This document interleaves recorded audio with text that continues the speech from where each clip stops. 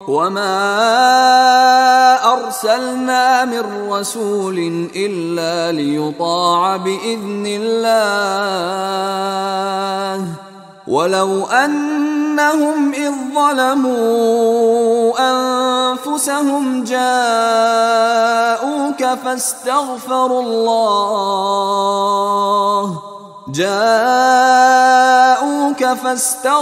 الله واستغفر لهم الرسول لوجدوا الله توابا رحيما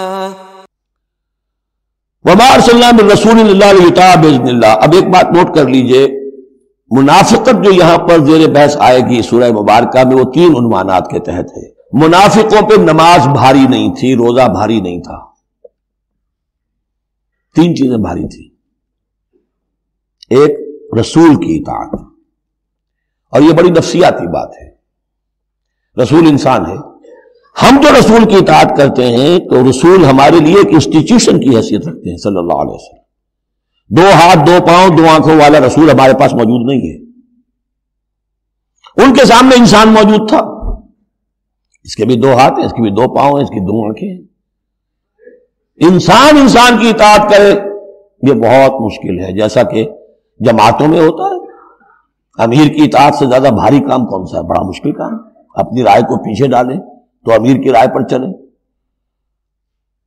ایک تو ان کے جس کے دل میں یقین تھا کہ یہ محمد صلی اللہ علیہ وسلم، یہ محمد ابن عبداللہ تو ہیں جنہیں ہم دیکھ رہے ہیں، لیکن حقیقتاً میں جو ایمان لایا ہوں وہ محمد الرسول اللہ پر لایا ہوں کہ اللہ کے رسول ہیں، تب تو بات ہو جائے۔ لیکن جن کے دلوں میں یہ یقین نہیں تھا یا کمزور تھا، ان کے لیے حضور کی شخصی اطاعت بڑی بھاری تھی، بڑی کٹن تھی۔ یہ بعض مواقع پر وہ کہتے تھے کہ یہ جو کچھ کہہ رہے ہیں اپنے پاس سے کہہ رہے ہیں، کیوں نہیں سورت نازل ہو جاتی، کیوں نہیں آیت نازل ہو جاتی؟ اور سورہ محمد اسی انداز میں نازل ہوئی ہے کہ پھر اللہ نے کہا اچھا لو پھر یہ آیت ہم نازل کر دیتے ہیں قتال کی۔ وہ یہ کہتے تھے یہ محمد نے خود اپنی طرف سے اقدام کر دیا۔